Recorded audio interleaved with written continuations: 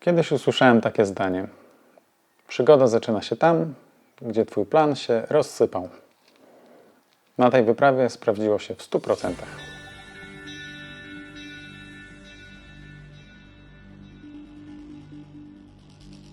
Przygotowania do wyprawy trwały od listopada aż do maja, do dnia wyjazdu. Plan był raczej prosty. Lecimy do Grecji i zaczynamy dokładnie tam, gdzie skończyliśmy pedałować w zeszłym roku. Jedziemy we 4.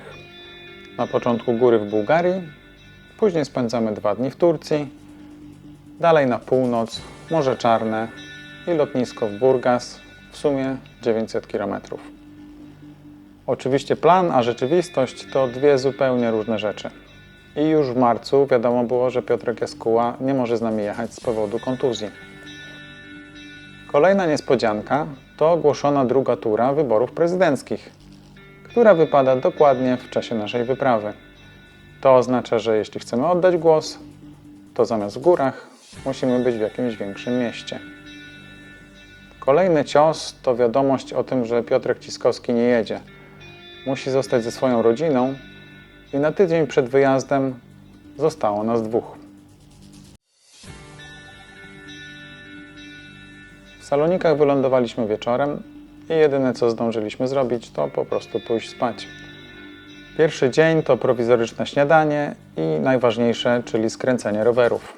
Wszystkie sakwy na ramę i ruszyliśmy. W pierwszej kolejności udaliśmy się na promenadę w Salonikach, żeby zrobić sobie pamiątkowe zdjęcie dokładnie tam, gdzie skończyliśmy pedałować w zeszłym roku. W tym roku wspieramy również projekt Hakersi Fundacji Sarigato, pomagając dzieciom wykluczonym cyfrowo. Stara przygoda się tu skończyła, nowa przygoda się tu zaczyna. Saloniki, magiczne miejsce. Aleksander jedzie z nami. Aleksander, chodź. Ruszamy.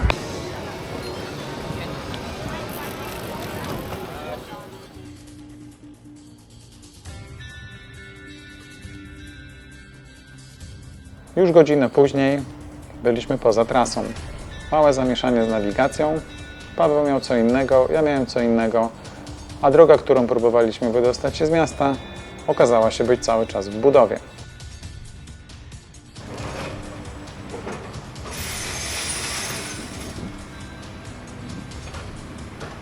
W takich momentach najlepsza rada to po prostu zachować spokój. Mamy 10 dni i nawet jeśli zmarnujemy godzinę błądząc po dziwnych drogach, jesteśmy w stanie to nadrobić. Ta rada ze spokojem przydała nam się jeszcze wiele razy. 2 godziny temu ruszyliśmy z Salonik i zaczęły się pierwsze podjazdy. Zrzutka dla hakersów już działa, także wbijajcie.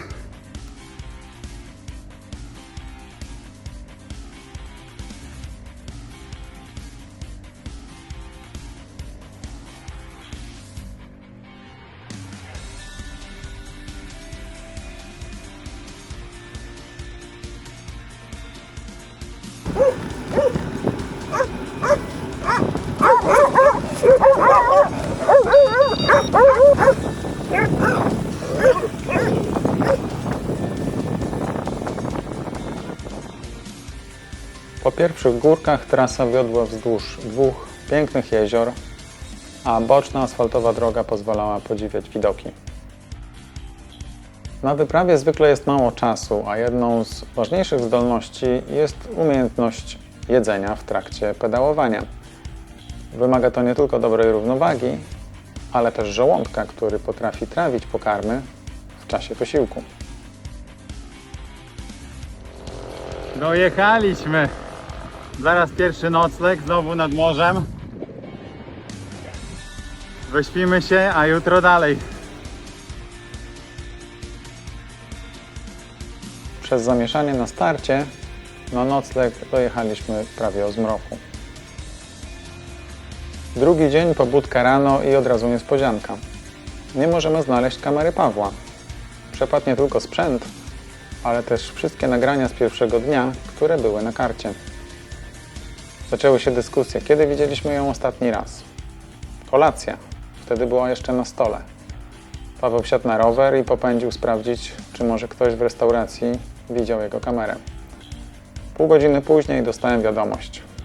Kamera się znalazła. Jedziemy dalej.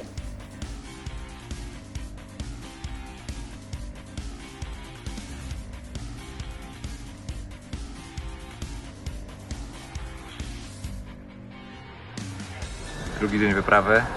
Jest fajnie, ale czekamy na burzę i trochę nie wiemy, jak się skończy ten dzień. Pierwsze godziny na drodze szybkiego ruchu to zgiełk i huk, ale wiedzieliśmy, że to tymczasowe. Już chwilę później zaczęły się spokojne, boczne, górskie drogi.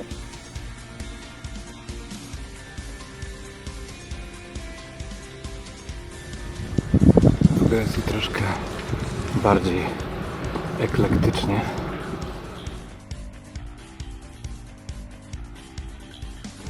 Drugi dzień, cały czas ładnie, ale przed nami podjazdy i coraz więcej chmur. Może nie zmokniemy.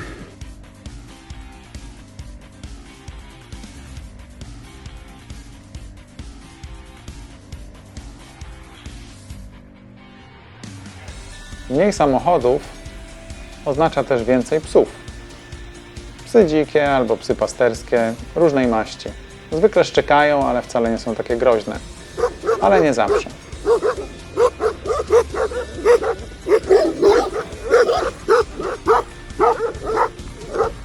Jedno z takich spotkań skończyło się przegryzioną oponą. I w dodatku udem piekącym od pogryzienia. Ot taka niespodzianka. Hej!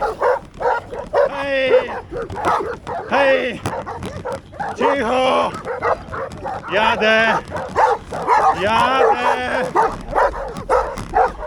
Ugryzły cię? O kurwa. Masz coś? Ja mam taki... Mam jakiś oktanisek, coś? Mam, to muszę się rozebrać, ale też Gdzie cię użarły? Po nogę? w dupę. O kurwa. Udo z tyłu. Fuck. No one pilnują tych tam owiec. Zajebiście, nie? Spróbuję nadmuchać, bo koła też mi ogryzły. O kurde. Fuck. No mam dętkę. Nabieram nowego respektu. Szalony.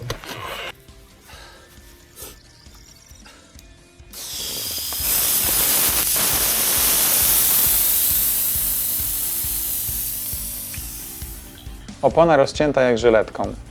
Dętka włożona do środka wyłazi bokiem i nie za bardzo mam odwagę pompować. I wtedy przypomniał mi się taki filmik, który widziałem kiedyś na YouTubie, o tym, że banknoty euro mogą wzmocnić ściankę opony.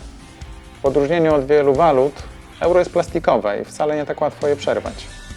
Pomyślałem, że jeśli nie teraz, to już nigdy tego nie spróbuję. Z tak prowizorycznie załataną oponą ruszyliśmy do najbliższej miejscowości, czyli do Prosutsani.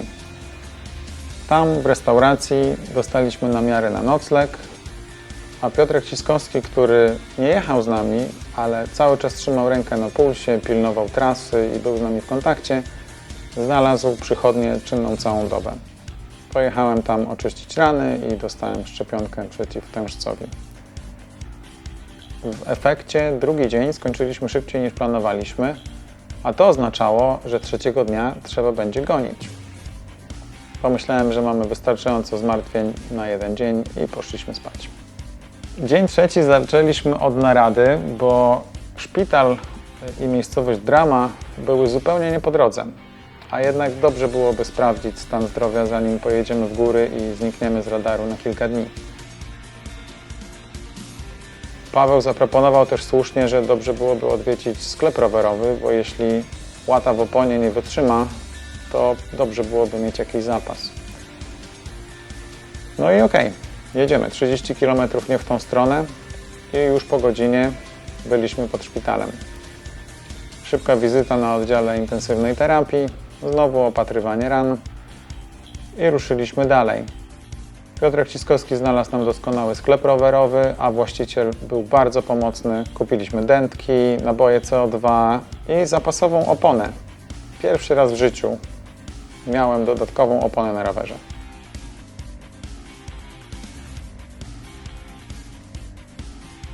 Przygoda trwa. Zaczęliśmy trzeci dzień od wizyty w szpitalu po wczorajszym spotkaniu z psami, ale wszystko jest ok, pijemy kawkę i ruszamy dalej. Wracamy 30 km i jesteśmy znowu w Prosutsani. Mieliśmy mijać tą miejscowość w połowie wczorajszego dnia. To oznacza, że cała wyprawa jest już nieźle spóźniona. Pozostaje tylko jedno. Będziemy jeździć dłuższe dystanse każdego dnia, żeby nadrobić tą stratę. Się górsko. To znaczy fajnie. Tego dnia mieliśmy do pokonania pierwszy długi podjazd. 14 km wspinania się po całkiem ruchliwej drodze, na której raz na jakiś czas pojawiały się ciężarówki wiozące wielkie bloki marmuru z pobliskiej kopalni. Na sam koniec restauracja, lunch. I wtedy pierwszy raz doceniłem translatora Google. Właścicielka pokazała nam menu, które było napisane odręcznie w zeszycie. Pierwszy raz widziałem coś takiego. Wszystko po grecku, literek nawet nie rozumiem, a już tym bardziej co jak smakuje i jaką ma cenę. I wystarczy wyjąć telefon, żeby wszystko było napisane po polsku. Jak dla mnie, game changer. Wyprawa trwa w najlepsze. Właśnie wjeżdżamy do Bułgarii. W internecie już o nas piszą i są pierwsze wpłaty na zrzutce. Przejście graniczne w strefie Schengen to tylko formalność. Nowa kultura, nowe smaki, nowe widoki, nowa waluta. Wszystko było nowe.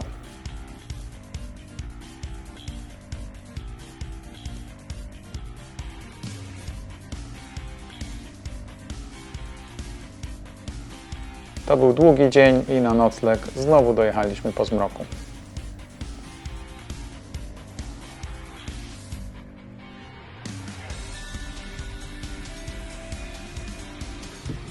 Kolejny dzień w Bułgarii.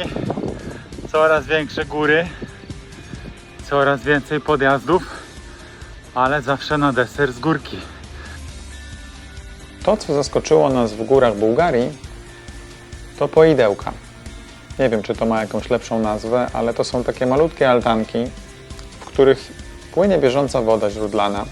Czasem jest ręcznik, mydełko, można się umyć. Jest kubek. Woda jest zdatna do picia, a na wyprawie to jest skarb. Co ciekawe, niektóre z tych altanek przypominały grobowce. Były miejscem pamięci jakiejś zmarłej osoby, była tam tablica albo jakiś emblemat, imię, nazwisko, data śmierci, jakieś ciepłe słowa. Nigdy wcześniej nie widziałem takich miejsc. W górach bywa chłodniej, więc od razu w ruch poszły też ciepłe bluzy. Po drodze mijaliśmy też rzymski most. Paweł uwielbia takie zabytki, więc od razu dokonaliśmy honorowego przejazdu.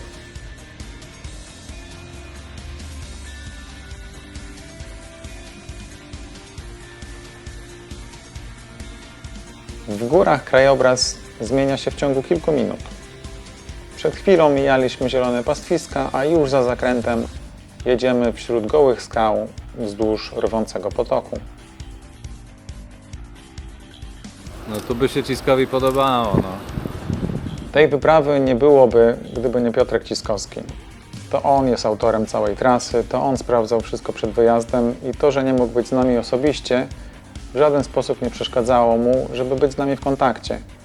To on wstawał przed nami, sprawdzał prognozę pogody, wysyłał nam wiadomości o trasie, ewentualnych zmianach albo problemach, o miejscach, gdzie możemy się zatrzymać na obiad.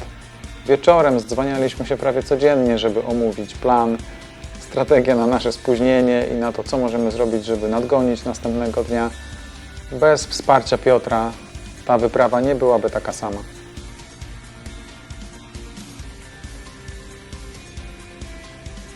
Tego dnia spaliśmy w małej górskiej miejscowości Szeroka Łąka, gdzie zjedliśmy na pewno najlepszą bułgarską kolację w życiu. Dzień 5. Ruszamy. Ujechałem może kilometr. Nie ma Pawła. Dzwonię. Nie możemy znaleźć kamery. Pomyślałem sobie, że limit szczęścia mamy już wyczerpany w tym temacie, ale zawróciłem. Okazało się, że leżała schowana pod ręcznikiem w naszym apartamencie. Znowu sukces. Pedałujemy w górę. W czasie takiej wyprawy wysiłek gromadzi się w organizmie i czasem daje o sobie znać w przedziwny sposób. Tego dnia na przykład pamiętam, że targały mną absolutnie skrajne emocje.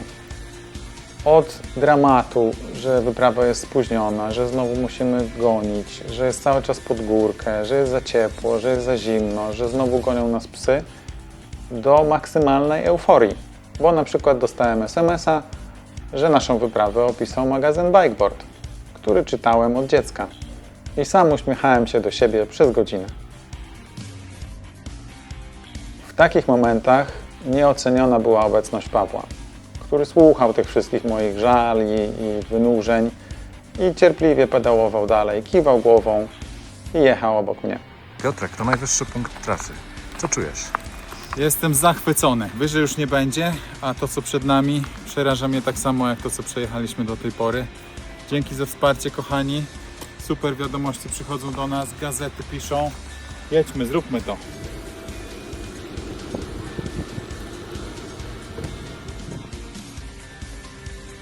Tego dnia złapał nas też przelotny deszcz, ale przeczekaliśmy go w pobliskiej altance.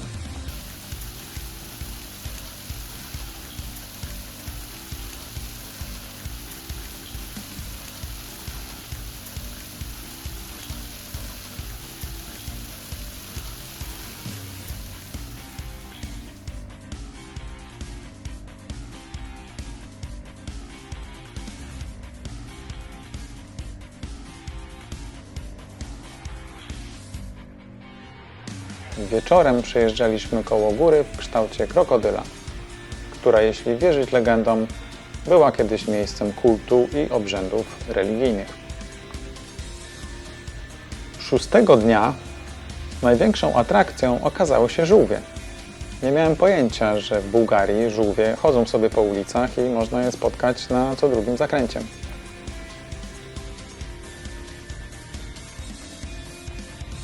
Pamiętam, że były bardzo spokojne. Przechodziły przez drogę, rozglądając się w prawo i w lewo. Myślę, że dużo można się od nich nauczyć.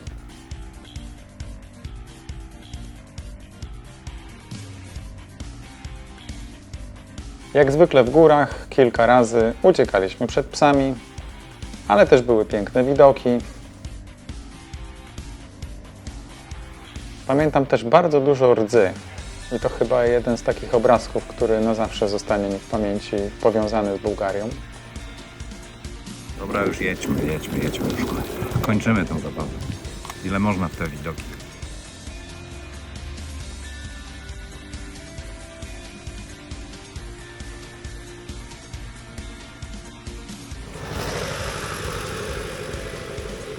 Paweł tego dnia miał też urodziny, więc wieczorem była lampka wina i życzenia. W sumie całkiem udany dzień.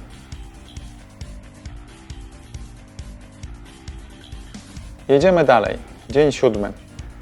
Pamiętam jako najbardziej zwariowany, bo śniadanie jedliśmy w Bułgarii. Na kawę zatrzymaliśmy się w Grecji, a już na obiad byliśmy za granicą w Turcji. 3 kraje, 3 kultury, 3 zupełnie inne kuchnie. I to wszystko wirowało w ciągu kilkunastu godzin.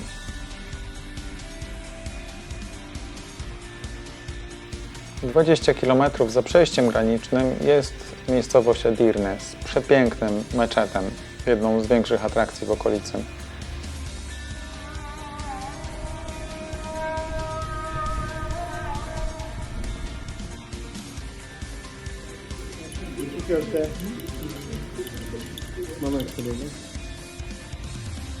Natomiast po kilku dniach w górach zapomnieliśmy zupełnie, że w mieście jest nie tylko jedzenie, ale też samochody, tłok, spaliny, głośno i już po kilku godzinach mieliśmy serdecznie dosyć.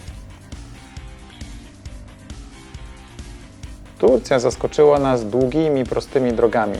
Coś takiego widziałem tylko w Stanach Zjednoczonych. Ciągnące się po horyzont, proste kreski, a za wzniesieniem kolejna taka sama prosta kreska. I tak przez cały dzień.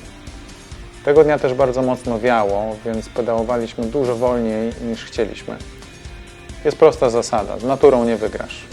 Ty zmęczysz się prędzej czy później. Wiatr nie zmęczy się nigdy.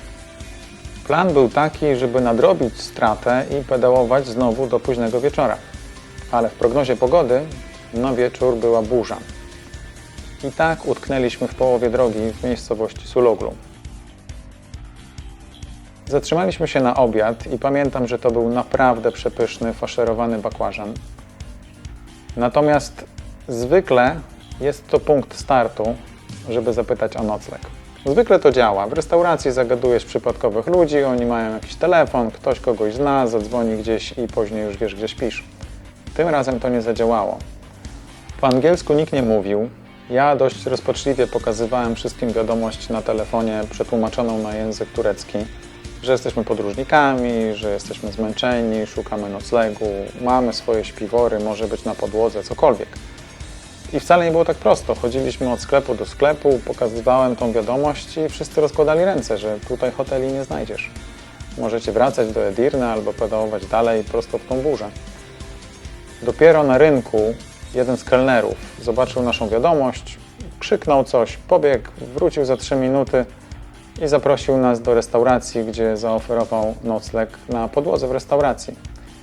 Jest dach, są okna, jest toaleta, zaraz obok przystanku autobusowego. Pomyślałem, czego trzeba więcej? Zostajemy. Wieczór spędziliśmy siedząc na rynku i obserwując Turków, którzy pili herbatę, odpalali papieros od papierosa i do późnego wieczora grali w remikaba. My poszliśmy spać grubo po północy. 8 dnia pobudka skoro świt, szybki serwis rowerów i już byliśmy w drodze. Po drodze mijaliśmy wiele miejscowości tureckich, które wyglądały zwykle podobnie. Małe domki i bardzo duży meczet. Piękny, kolorowy, z flagami tureckimi. I jak zawsze kilka psów, które albo pilnują wjazdu, albo wyjazdu z miejscowości.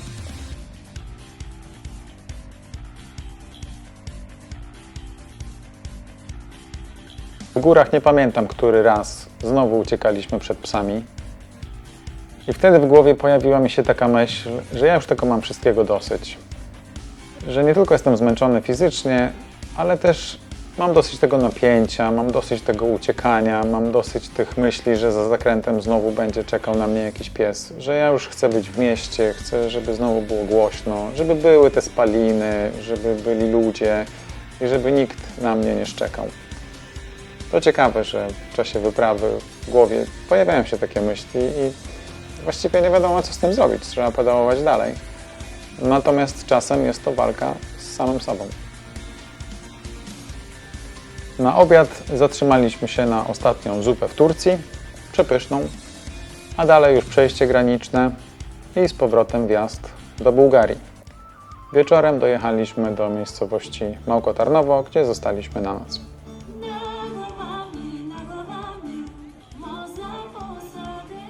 9 dnia zrobiliśmy planowaną przerwę w wyprawie i udaliśmy się na głosowanie. Już o 8 rano szybka kawa i wsiadaliśmy do busa. 80 km dalej, przesiadka w Burgas i jedziemy kolejnym busem do miejscowości Nesebyr. Tam szybkie śniadanie, ale trzeba stanąć w kolejce, bo chętnych do głosowania jest całkiem sporo. A my przecież musimy jeszcze wrócić.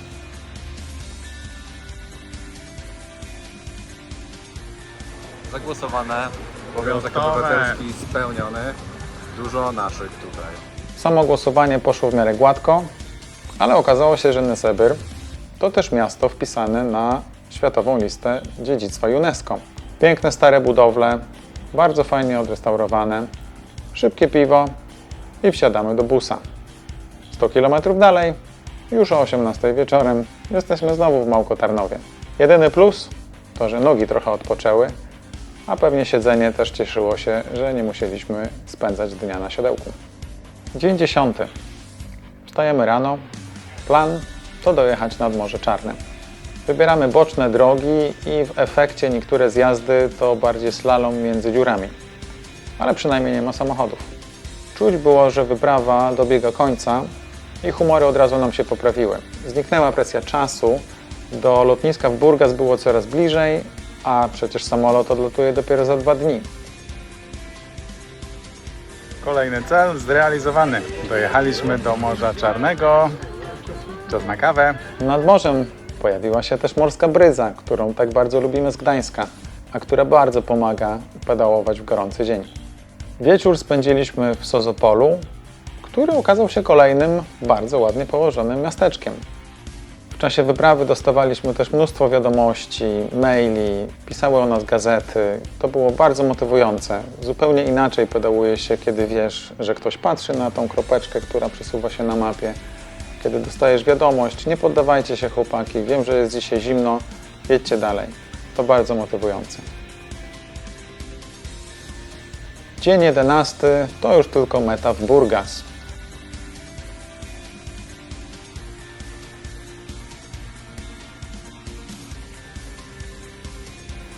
Łatwa droga, uśmiechy na twarzach i sukces. Dojechaliśmy. Ja, meta. To jest meta. Dojechaliśmy. Meta 900 km, dzięki za doping, do zobaczenia w domu. Pozdrawiamy hakersów. Cześć.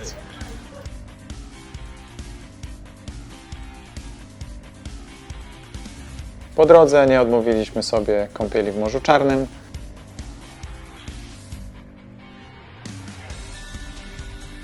A na mieście, w sklepie rowerowym, czekały na nas kartony, bo te rowery przecież trzeba spakować jakoś do samolotu. I tak spędziliśmy wieczór. Rozkręcanie kół, hamulców i wszystkiego co trzeba, tylko po to, żeby bezpiecznie przewieźć sprzęt z powrotem do Polski. Cała ta wyprawa to przecież nie był zwykły urlop. Próbowaliśmy nagłośnić problem wykluczenia cyfrowego u dzieci. Fundacja Hakersi cały czas wrzucała rolki na Instagramie. Wspierali nas i całą tą wyprawę. Cały czas działała zrzutka. Cieszę się, że też po powrocie udało nam się odwiedzić radio, udzielić wywiadu. Również w gazetach pojawiły się artykuły na nasz temat. Właśnie o to chodzi w tych wyprawach. Jeszcze nie opadły emocje po całych tych przygodach, ale powoli zaczynamy szykować się na kolejne. Prawdopodobnie w przyszłym roku też gdzieś pojedziemy. Także trzymajcie kciuki i jeszcze się zobaczymy z hakersami.